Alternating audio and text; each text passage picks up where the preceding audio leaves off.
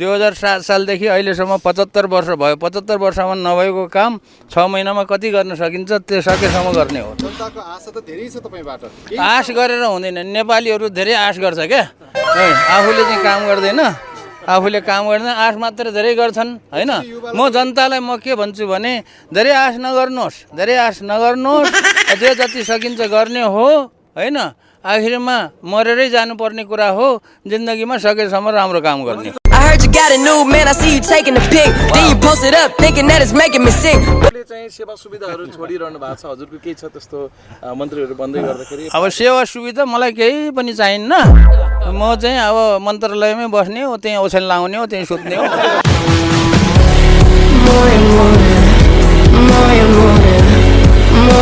म मन्त्री होइन, अब एउटा जिम्मेवारी, एउटा भनौँ न एउटा औपचारिक रूपमा मन्त्री भएको हो, तर व्यवहारमा चाहिँ म मन्त्री हुँदैन। रुको जरा, सबर करो, बोला धक्का मुक्की नहीं करने का। जस्तो अघि नै उत्तर आएन, तपाईँ मन्त्रीको अफर आउँदै गर्दा नबनाऊ भन्ने सोचमा हुनुहुन्थ्यो, त्यो चाहिँ जस्तो बन्दै बन्दैन भन्ने सोचमा थिएँ। नबनाऊ मात्र होइन, बन्दै नबनाऊ भन्ने सोचमा थिएँ। अब बनियो, अब बनिएपछि के गर्ने। तपाईले युवाहरूलाई के भन्न चाहनुहुन्छ भने जेसुकै गरेर भन्न चाहन्छु भन्नुभएको। जेसुकै गरेर आफ्नो बुद्धि लगाएर गर भनेको त्यो। जेसुकै गरेर गर्दै नगर, अहिले पनि भन्ने त्यही हो।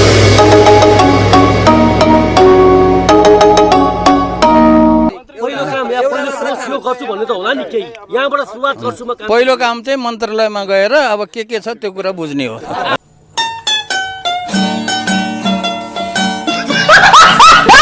अब जर यहाँ आएर मन्त्री भइएको छ अनि अहिले नै यो गर्छु भनेर प्लान बनाएर आएको भए हैन कि यो क्षेत्रमा, राजनीति क्षेत्रमा चाहिँ म धेरै वर्षसम्म काम गरेर अनुभवी भएर लिएर आएको भए यो गर्छु भन्ने हो। अब यो त अपरझट किताब बेच्दै गरेको मान्छेलाई यहाँ ल्याएर मन्त्री बनाइदिएपछि अपरझट अब अहिले नै यो गर्छु भन्ने कुरा चाहिँ नसोध्नुहोस् तपाईँहरूले। I heard you got a new man, I see you taking a pic. Then you post it up, thinking that it's making me sick. आविष्कारक हुनुहुन्छ, यो क्षेत्रमा तपाईले के गर्दै हुनुहुन्छ त अब? अब के गरिन्छ भन्ने कुरा त अहिले भन्ने कुरा होइन क्या। म जस्तो म शिवजी अथवा म भगवान भइदिएको भएदेखि मैले चाहिँ होइन त्रिनेत्र लगाएर म यसो गर्छु भन्ने थिएँ। 2007 सालदेखि अहिलेसम्म 75 वर्ष भयो। 75 वर्षमा नभएको काम 6 महिनामा कति गर्न सकिन्छ त्यो सकेसम्म गर्ने हो। जनताको आशा त धेरै छ तपाईबाट। आश गरेर हुँदैन। नेपालीहरू धेरै आश गर्छ क्या, आफूले चाहिँ काम गर्दैन, आफूले काम गर्दैन, आश मात्र धेरै गर्छन् हैन। म जनतालाई म के भन्छु भने धेरै आश नगर्नुहोस्। जनताले चाहिँ विज्ञानको क्षेत्रमा भूकम्पै ल्याउनुहुन्छ। अब भूकम्प त 6 महिना त आउँदैन।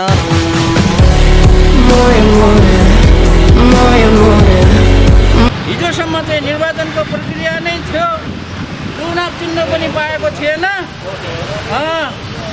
र हिजो बेलुका चुनाव चिन्ह पाइयो र आजदेखि चाहिँ औपचारिक रूपमा यो के अरे भन्छ सभा, के भन्छ यो संसदको प्रतिनिधि सभाको उम्मेदवार बनेको चाहिँ घोषणा गर्दछु। शिक्षा विज्ञान तथा प्रविधि मन्त्री महावीर पुन, तपाईँलाई म कार्यक्रम जनता जान्न चाहन्छन् स्वागत गर्न चाहन्छु। ल धन्यवाद छ। तपाईँलाई मन्त्री भनौँ कि महावीर पुन भनौँ? महावीर पुन। अब मन लाग्छ भने दाई महावीर पुन भन्नु। त नेपाल सरकारको मन्त्री महावीर पुन नै हो नि। मन्त्री भन्यो भने के हुन्छ भने मान्छेले चाहिँ ठुलो मान्छे होला जस्तो ठान्छ क्या। अब म ठुलो मान्छे होइन, एउटा साधारण मान्छे हो। त्यस कारणले फेरि मान्छेहरू नझुक्किउन्, यो मान्छे ठुलो मान्छे हो भएछ भनेर नझुक्किउन् भन्नलाई मन्त्री नबन्नु भन्ने कारण त्यो हो। I heard you got a new man, I see you taking a pic. Then you post it up, thinking that it's making me sick. हामी केटाकेटी छँदाखेरि के हुन्थ्यो, मन्त्री भन्ने हुन्छ अरे भन्थ्यो। अब मन्त्री भनेको त कस्तो होला, यस्तो उस्तो ठुलो हुन्छ, एउटा बालक, एउटा साधारण बालक। अनि आम जनताले पनि, गाउँघरको साधारण जनताले पनि कुनै मान्छे मन्त्री हो भन्यो भन्ने बित्तिकै त्यो जस्तोसुकै बुद्धु मन्त्री होस् न, उनी जनताले के ठान्छ भने ठुलो मान्छे होला, धेरै जान्ने होला भन्ने किसिमको उनीहरूको चाहिँ त्यो सोचाइ हुन्छ। ताप्लेजुङमा तपाईँलाई बसिरहँदाखेरि कसले फोन गर्यो? खै यताबाट फोनहरू आइरहन्छ, साथीहरूको फोन धेरै। फोन तपाईँलाई मन्त्री बन्नको लागि कसले गर्यो? होइन मन्त्री बन्नको लागि होइन, मन्त्री बन्नको लागि यहाँ आन्दोलन भयो, यहाँ यस्तो भयो, ल मन्त्री बन्नुपर्छ आऊ भनेर साथीभाइहरूले भनेकै कुरा हो कि, आफ्नै साथीभाइहरू हो धेरै।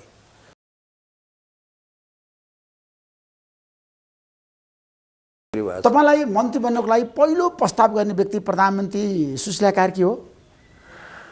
प्रधानमन्त्रीले पनि भाइ कता हो, यता आइदिनु पर्यो, सहयोग गर्नु पर्यो भनेर मलाई फोन गरेकै हो।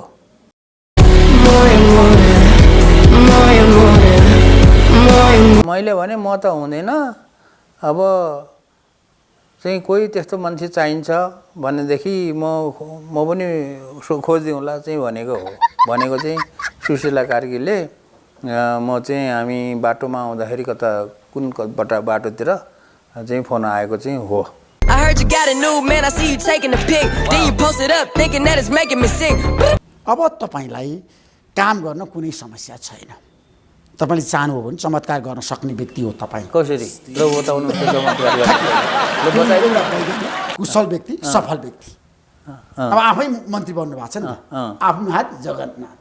ल त्यो कुरा चाहिँ 100% चाहिँ गलत हो। आफ्नो हात जगन्नाथ गर्ने त्यो 100% 100% त्यो गर्न पाउँदैन। ठीक है, ये बताओ कौन सा सब्जेक्ट अच्छा लगता है?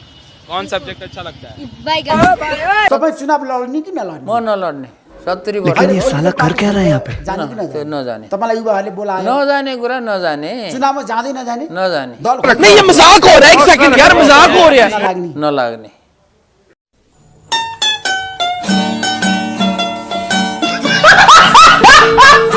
नेपालमै पहिलो पटक यस्तो अवस्था सिर्जना भयो कि मन्त्रीज्यूको आफ्नो कार्यकक्ष र सँगै रहने कक्ष पनि सँगै भयो। यसलाई कसरी लिनुहुन्छ?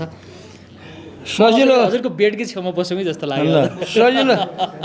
सजिलो हुन्छ नि। अब यहाँ काम उता उठ्यो अफिस, उता गयो भने अफिस, यसरी त काम गर्नु। अब किनभने अब बाहिर गएर कहाँ बस्ने, लिएर बस्ने हो। अब मन्त्रीहरूको क्वार्टर सबै जलेछ भन्छ होइन, अब अर्को घर कट्नुभन्दा त यो घर चाहिँ लिने। I heard you got a new man, I see you taking a pic. Then you post चाहिँ मन्त्रीज्यूहरू आफ्नो कार्यकक्षबाट क्वार्टर जानलाई साइरन बजाएर बाटो खाली गर्दै जानुपर्ने जुन पहिला जनताको आक्रोश पनि हुन्थ्यो, अब त त्यो पनि रहेन होइन। आफ्नै काम गर्यो, छेउमा यताबाट ढोका खोल्यो, यतापट्टि सुत्यो। हजुरले चाहिँ त्यो पनि एउटा राम्रो हो नि जनताको नजरमा होइन?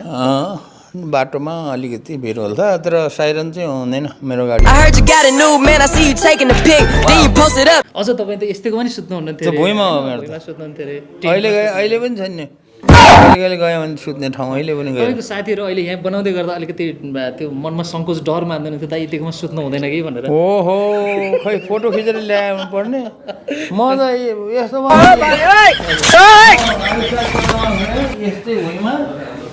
यस्तै भुइँमा यत्तिकैमा हजुर टेन टाँगेर अनि एउटा म्याट्रेस ओछ्याएर सुतेको छु।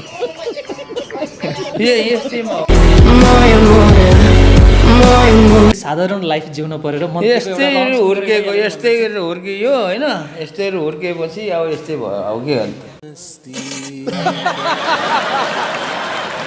यस आराममा हुर्केन। अच्छा ठीक है, समझ गया। भगवान्ले यस्तै दिए जन्म होइन।